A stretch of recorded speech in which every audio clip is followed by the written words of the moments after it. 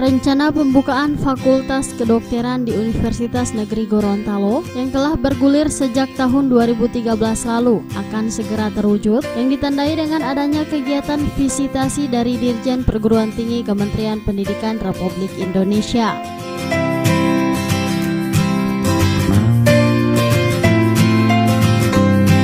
Kegiatan yang berlangsung secara tertutup tersebut dihadiri oleh sejumlah pimpinan daerah, Wakil Gubernur Gorontalo Dr.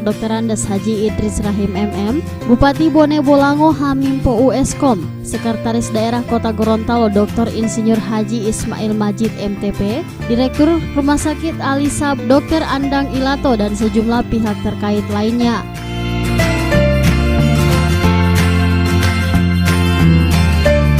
Kehadiran Fakultas Kedokteran UNG ini nantinya akan memberikan banyak manfaat, baik dari segi peningkatan kualitas sumber daya manusia di bidang kesehatan, serta turut mendukung program pemerintah daerah dalam memberikan pelayanan maksimal untuk bidang kesehatan.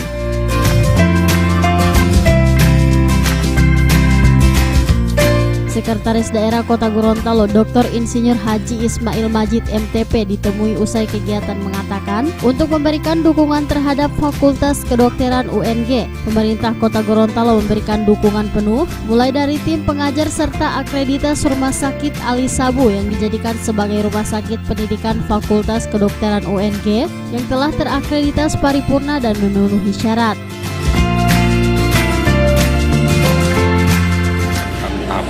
Terakhir dari proses perjuangan panjang untuk mendirikan Fakultas Kedokteran di Gorontalo. Dari 2013 ini sudah kurang lebih 5-6 tahun perjuangan ini. Alhamdulillah ini sangat beri apresiasi pemerintah Gorontalo karena Fakultas Kedokteran ini sangat dibutuhkan oleh pemerintah, masyarakat, lebih-lebih oleh pemerintah, karena memang di samping perguruan tinggi ini dibutuhkan oleh masyarakat, tentunya dengan keberadaan perguruan tinggi khususnya Fakultas Kedokteran ini tentunya akan berdampak multiplier terkait dengan pembangunan yang ada di Gorontalo.